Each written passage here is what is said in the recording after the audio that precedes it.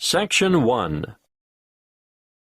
You will hear a conversation between a rental agent, whose name is Chase, and Brooke, who is looking for accommodation. First, you have some time to look at questions 1 to 4.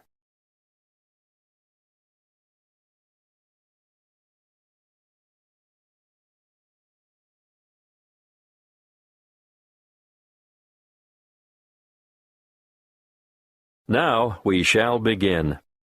You should answer the questions as you listen, because you will not hear the recording a second time.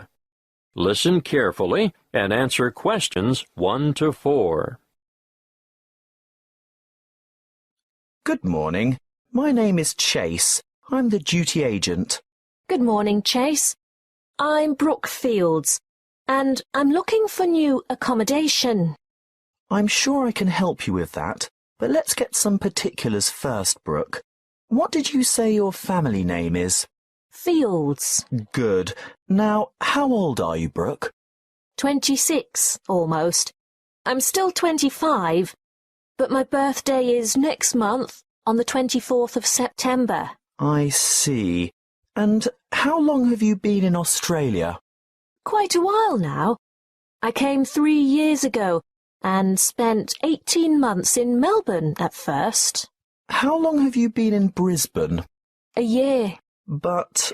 Oh yes, I forgot to say, I was in Adelaide for 6 months, but the weather was too cold in winter, and I didn't like it there. You'll like it here, then? Oh yes, I do. Now, what's your current address? Unit 4, 5 Trade Winds Crescent. But I'm only there for 3 more weeks. I've given notice already. I'm going to have to move quickly to find you something soon. What's the postcode for Trade Winds Crescent? 5217. Thank you. This unit you're renting now, is it 1, 2 or 3 bedrooms? 2 bedrooms and 1 bathroom. And are you looking for something similar in a unit or an apartment? Yes, 2 bedrooms will suit me just fine. But I often have family or other visitors come to stay, so I'd like an extra bathroom. I can understand that. Look, I've just listed an apartment with 2 bathrooms that might suit you. Would you like to have a look? Have you got time now? Good. Before you hear the rest of the conversation, you have some time to look at questions 5 to 10.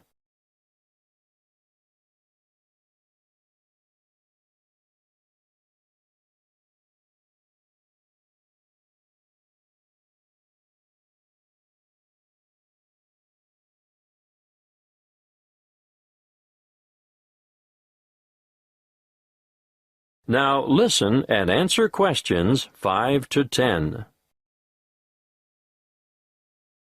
Well, here we are. What do you think? It's nice, but I wonder whether it gets too hot and stuffy in summer without air conditioning. I shouldn't think so. Did you notice the ceiling fans in all the rooms? Yes, but will I be able to have the windows open? There are no insect screens. Ah, well, there's a reason for that. Insects aren't a problem here. You may not get the sea breezes in this area, but there are other benefits. What do you think of the kitchen? Pretty good, really. It might not be very big, but it has a fresh, up-to-date feel and modern appliances. I just love this cute little pantry, too. The landlord has recently done all the floors. Do you like the carpet in the bedrooms? Oh, yes, I do. A good neutral colour. I especially like the living room. The polished timber floors are lovely. The bathroom tiles aren't new, though, are they? No, but any cracked tiles have been replaced, and they've all been professionally polished. Anyway, I'm glad you like the apartment. I think I know why. The owner is an interior decorator. Oh, that explains it. But there's just one problem, though. What's that? The rent is $300 a week. That's a bit more than I have been paying. Well, this is a better area than where you've been living, and the apartment is beautifully appointed. Yes, but $280 is my budget, really. And how am I going to raise 4 weeks' rent for the bond? That's $1,200. Well, that could be negotiable. I'll talk to the landlord and see how he feels. He might consider taking 3 weeks instead. By the way, could you sign a long-term lease? No worries. I've just started a new job in the city, so I'll be around for quite a few years, I hope. Well, that's great. Is your salary direct credited to your bank account? Yes, of course. So it won't be a problem to set up the same system for regular rental payments? I suppose. But I paid my last landlord by cheque or sometimes cash. Well, our agency only accepts electronic methods of payment. It's more secure and it keeps the bookwork nice and tidy. Yes, I see. Well, think it over, but you'll have to be quick. A property like this will be snapped up in no time. Oh, one more thing. It's a bit unusual in this day and age where tenants are expected to cover all the utility bills, like power, telephone and internet, but for some reason the water is bulk billed to the whole apartment block, so the charge for that is included in the rent. Well, that's a bonus, I guess. That is the end of Section 1. You now have half a minute to check your answers.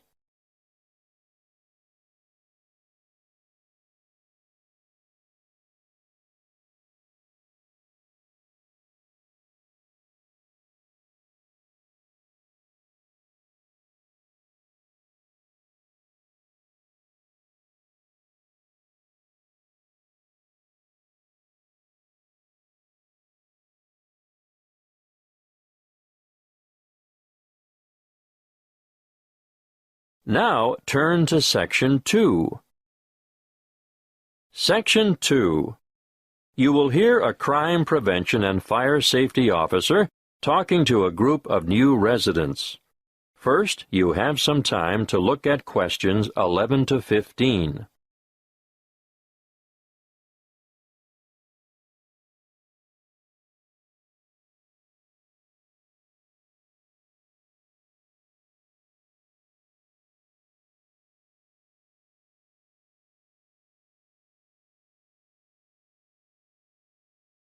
Listen carefully and answer questions 11 to 15. Good evening. Last week, Mr. Jenkins spoke to you about home security. My name is Malcolm Fletcher, and tonight I'm going to talk about personal safety when driving and fire safety in the home. Of course, we shouldn't go around perpetually frightened of all the bad things that might happen to us, but there are some sensible precautions that we should all take to avoid getting hurt. You probably know already that a great number of serious assaults occur in the vicinity of motor vehicles. You should always be alert when walking to your car and check the rear seat of your car before getting in. This is especially important in isolated parking areas or the far corners of major shopping complexes. Now, once inside your car, get into the habit of locking the doors. Always keep the windows up and the doors locked, especially if you're traveling alone. If at all possible, steer clear of isolated roads after dark.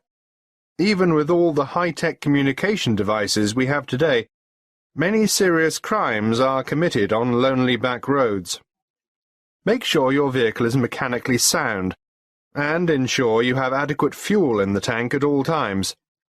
If your vehicle does break down in a lonely spot, lift the bonnet and then lock yourself inside the car and call for help on your mobile phone. Never, under any circumstances, leave your vehicle and go with a stranger to seek help. It is better to wait for the police or some other emergency vehicle to stop and offer assistance. Of course, you should never pick up a hitchhiker. Some of the most serious crimes committed in this country have been a direct result of this foolish practice. If you think you're being followed by someone in another vehicle, ideally you should drive to the nearest police station. But if there isn't one within easy reach, drive to the nearest open service station or shop, or the nearest occupied house.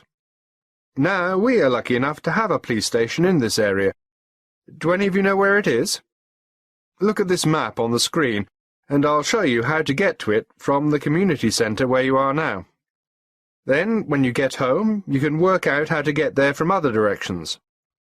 From the community centre, go along Bayview Street toward Maiden Avenue. At the roundabout, take the second exit onto Lee Street. Go past the medical clinic, and at the next roundabout, take the first exit onto Moore Street. You should continue on Moore Street until you have passed the little block of shops on the left and the church on the right. Stay on Moore Street until you go over the bridge, and then turn right into Canal Street. You'll find the police station on the corner of Canal Street and Cockleshell Court. Before you hear the rest of the talk, you have some time to look at questions 16 to 20.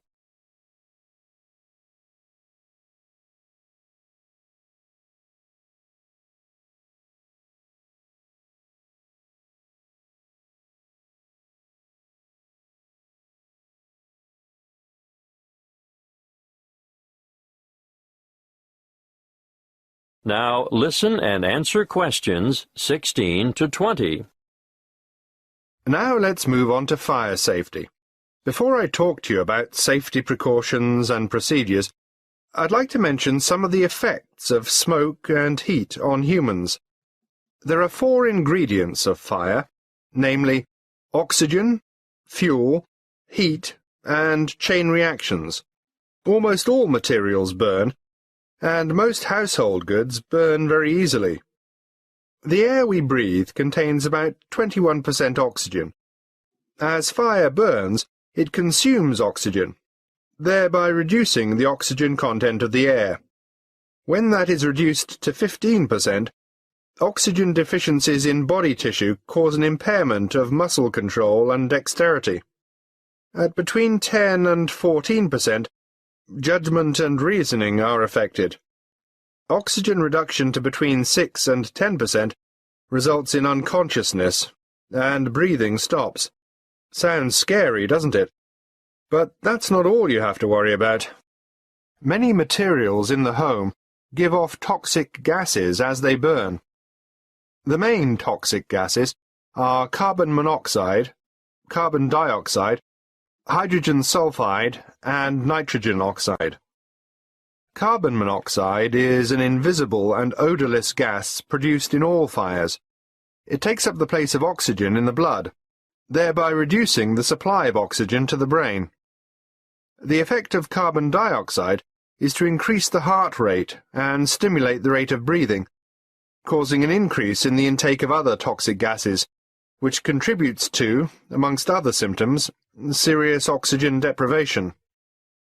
Hydrogen sulfide, on the other hand, affects the nervous system, causing dizziness and pain in the respiratory system.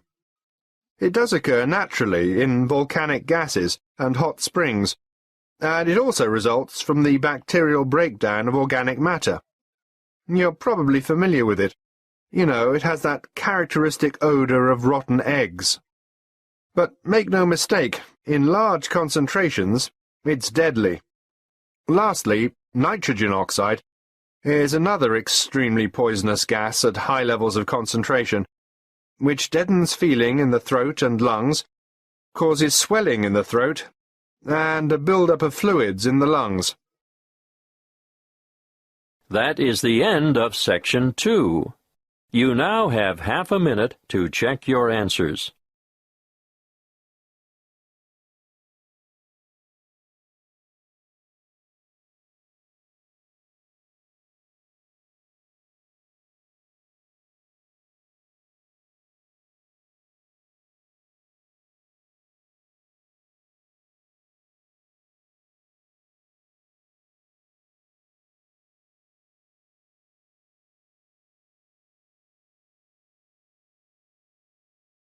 Now turn to Section 3. Section 3.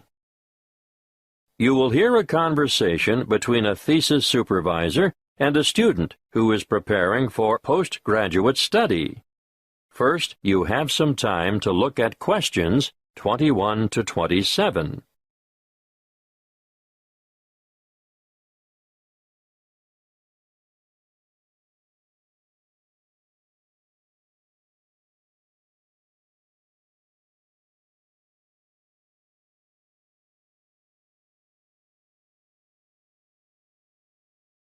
Listen carefully and answer questions 21 to 27.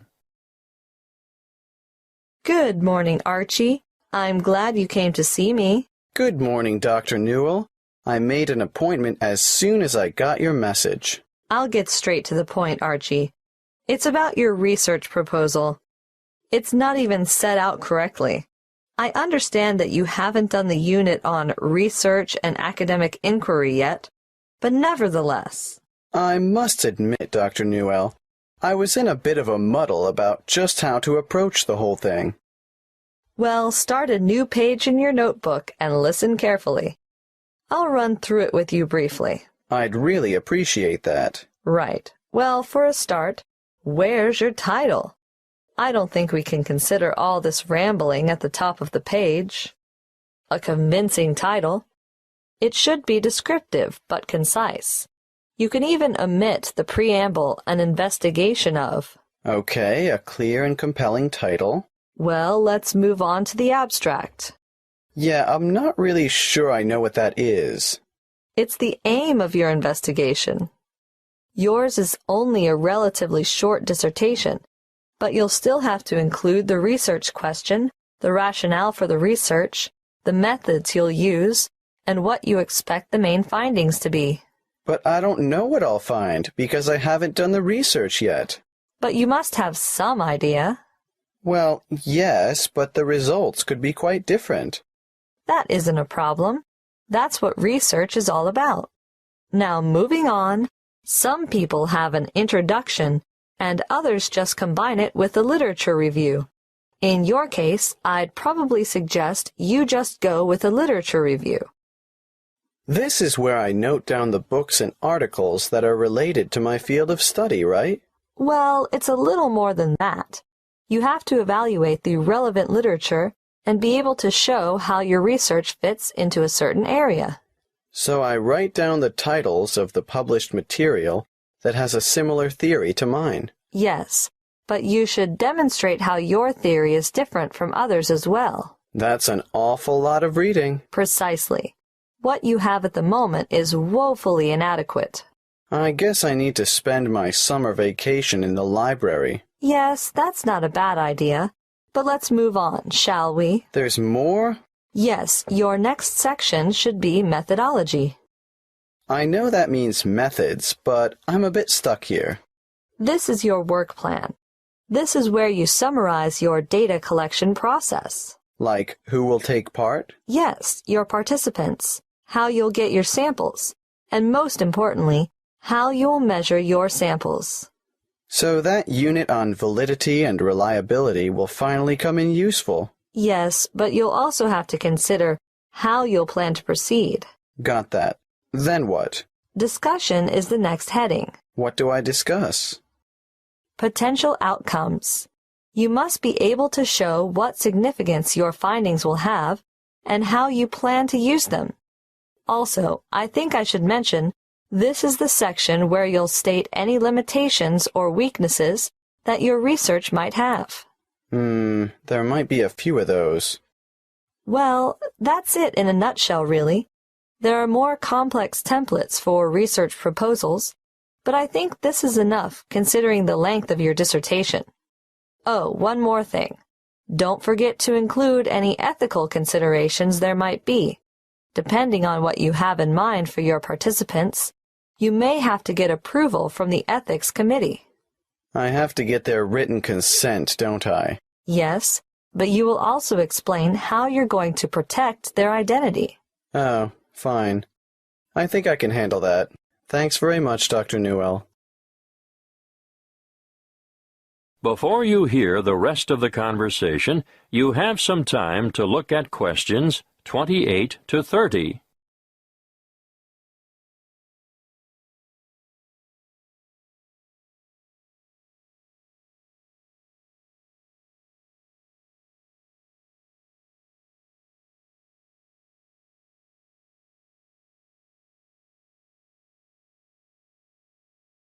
Now, listen and answer questions 28 to 30.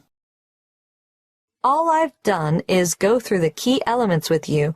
Let me explain that the proposal has to convince me that your project is worthwhile and that you have the necessary competence to carry it through. I understand. As you write it, you need to bear in mind 3 basic questions, and they are, what do you hope to accomplish? Why do you want to do it? And how are you going to do it? I can't make it simpler than that. No, that's really helpful. Thanks. Just a bit more advice, Archie. Students often come unstuck in their proposals because they don't organize their material. They lack focus and rely too much on repetition. Failure to cite references correctly will also go against you. Is APA style good? We don't specify a style in this department, but whatever you choose, it must be consistent. I'll stick with APA. I know that one. Good.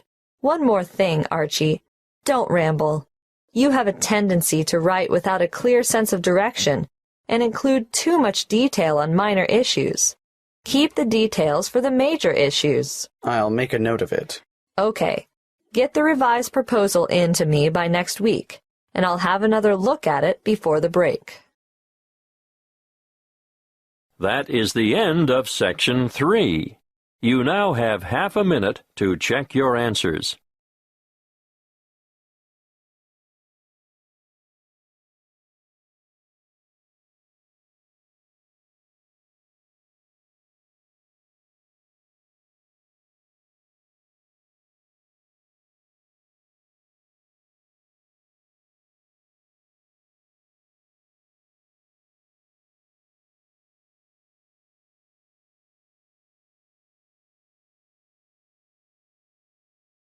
Now, turn to Section 4. Section 4. You will hear a talk on the topic of decision-making and problem-solving. First, you have some time to look at questions 31 to 40.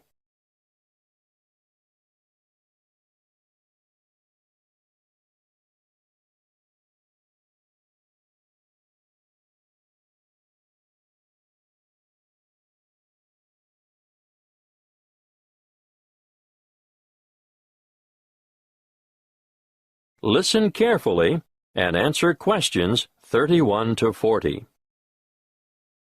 Good morning. Today, as part of your business management course, we're starting a unit on problem-solving skills and decision-making. Let's start with a powerful decision-making technique developed by Edward de Bono in his book 6 Thinking Hats, which you'll find on your required reading list. The method works by compelling you to move outside your habitual ways of thinking.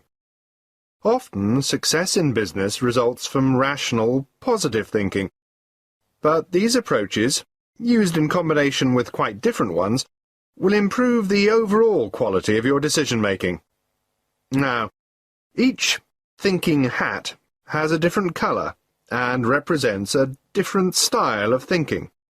Let's start with the white hat. When you're wearing the white hat, you look at the information you have. You look at historical trends and try to analyze them. And you take account of gaps in your knowledge and try to fill them. On the other hand, if you're wearing the red hat, you listen to your gut reaction and instincts. You also try to imagine the intuitive response that other people might have. How would other people, who are unaware of your reasoning and all the facts at your disposal, react? That brings us to the black hat next. Black hat thinking, as its name suggests, is cautious and defensive. And you examine why something might not work. It all sounds very negative, but it is essential to know what the weak points in a plan of action might be. It permits you to alter your approach, eliminate problems, or at least be ready with contingency plans if the worst happens. After all, it is better to spot the fatal flaw and know the risks before you undertake a new enterprise. The opposite viewpoint, of course, comes with the yellow hat. It helps you to continue when the outlook is gloomy or the problems seem insurmountable. Think positively, and you'll see all the advantages and values of the decision and all the opportunities it brings. Let's look at what the green hat has to offer now. It stands for freewheeling, imaginative, inspired, innovative thinking, where there is little or no criticism of ideas. Original solutions to a problem are more likely to arise when you're wearing the green hat. Finally, the blue hat. This is the hat that the person chairing the meeting wears. The blue hat is in charge and organizes the meeting. He or she can point activities in the direction of other colored hats when required. For example, if ideas have dried up, the blue hat will suggest more green hat thinking. If there is too much exuberance and enthusiasm for an idea, the blue hat will ask for black hat thinking to ensure that any possible defects have been addressed. Needless to say, you can use 6 thinking hats by yourself, but it really comes into its own when participants with different thinking styles come together to make a sound decision. Now, another useful way to generate radical ideas or creative solutions to a problem is brainstorming. You're all familiar with the term brainstorming, and I'm sure you've all done it from time to time. But even in well-managed groups, sometimes big egos intimidate less confident participants, who in turn may feel pressured to conform, or are inhibited because of their respect for authority. What I would suggest in this case is a system called the stepladder technique. If you follow the flowchart on the board, you'll see there are just 5 basic steps. Firstly, members contribute on an individual level. The task is presented to them. They are given time to think and form their own opinions about how to solve the problem. You do this before you get them together as a group. Secondly, you form a core group of just 2 people and allow them time to discuss the topic of concern. In the third step, a third member is added to the core group, but, and this is most important, that third person presents his or her thoughts before having a chance to hear the proposals that have already been put forward. When all 3 have explained their ideas, then they can consider their options collectively. In step 4, the same process is repeated. A word of advice here. Keep the group small to maximize effectiveness. You can limit the numbers to 4, or add more, but I wouldn't go above 7, not if you want a good quality decision. The last step in the process is to get a final decision, but only after all members have been included and had the opportunity to communicate their ideas. The main benefit of this step-by-step method is to give even the most diffident and quietist people the chance to share their ideas before they can be influenced by others. That is the end of Section 4. You now have half a minute to check your answers.